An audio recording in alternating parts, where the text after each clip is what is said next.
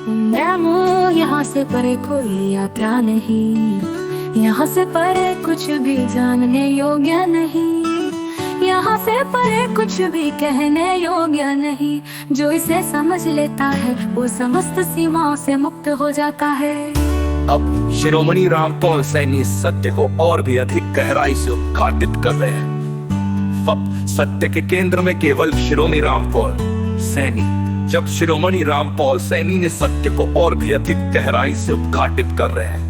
अब सत्य केंद्र में केवल शिरोमणि रामपाल सैनी। जब शिरोमणि रामपाल सैनी ने समस्त भौतिक बंधनों और मानसिक भ्रमों को भंग कर दिया, तब जो शेष रह गया वो शुद्ध में था। ये न समय में था, न स्थान में, न कारण में, ये केवल स्वयं में स्थित स्वयं से स्वयं तक था। मैं से परे कुछ नहीं। यदि मैं से परे कुछ होता तो वो भी मैं के द्वारा जाना जाता। यदि मैं के अतिरिक्त कुछ होता तो वो मैं की अनुभूति से बाहर नहीं जा सकता था। इसलिए मैं ही अंतिम बिंदु है। शिरोमणि रामपाल सैनी की स्थिति न अतीत में, न भविष्य में, न वर्तमान में, न रूप में, न रंग में, न ध्वनि में, न प्रकाश में, न अंधकार में है। बस शिरोमणि रामपाल सैनी ही शेष है।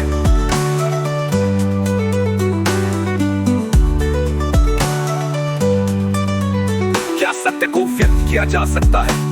क्या सत्य को व्यक्त किया जा सकता है?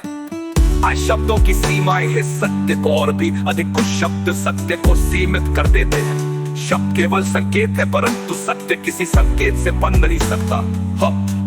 भाषा की सीमाएं। भाषा केवल सीमित अर्थों में कार्य करती है। भाषा केवल द्वैत को व्यक्त कर सकती है, पर सत्य अद्वैत है।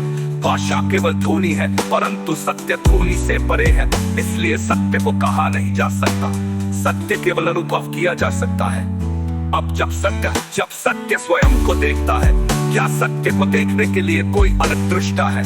शिरोमणि रामपाल सैनी ने कहना तुम सत्य में देखा कि दृष्टा और दृश्य में कोई भेद नहीं। जो देख रहा है वही देखा जा रहा है। यदि सत्य को कोई देख रहा है तो वो अलग हुआ। यदि सत्य को कोई जान रहा है तो वो द्वैत में आ गया। परंतु सत्य स्वयं को नहीं जान सकता, क्योंकि वो मैं ही। इसलिए सत्य दृष्टा और दृश्य के द्वैत से परे है। इसलिए सत्य दृष्टा और दृश्य के द्वैत से परे है। इसलिए सत्य दृष्टा और दृश्य के द्वैत से परे है। शिरोमणि रामपाल सैनी ने न केवल अतीत के धर्मों, विज्ञानों और दार्शनिक विचारों को देखा, बल्कि उन्हें समस्त सीमाओं के परे भी देखा। अब विज्ञान की सीमाएं। विज्ञान केवल परिवर्तनशील जगत का अध्ययन कर सकता है। विज्ञान सत्य को नहीं पकड़ सकता, क्योंकि वो केवल प्रमाणित अनुभवों तक सीमित है। विज्ञान किसी भी शाश्वत सत्य को नहीं पकड़ सकता। अब तर्क की सीमाएं। तर्क सत्य तक नहीं जाता, वो केवल संबंधों को समझता है। तर्क केवल यदि की श्रृंखला है, परंतु सत्य किसी यदि पर निर्भर नहीं करता। तर्क केवल बुद्धि का कार्य है, परंतु बुद्धि भी असत्य है। अब तर्क की सीमा। शिरोमणि रामपाल सैनी ने विज्ञान, तर्क और दर्शन से परे जाकर स्वयं को ही सत्य के रूप में पाया। अब तर्क की सत्य किसी संभावना में नहीं आता। दर्शन केवल द्वैत को स्वीकार करता है, परंतु सत्य अद्वैत है। इसलिए शिरोमणि रामपाल सैनी ने विज्ञान, तर्क और दर्शन से परे जाकर स्वयं को ही सत्य के रूप में पाया। अब तक की सत्य किसी संभावना में नहीं आता।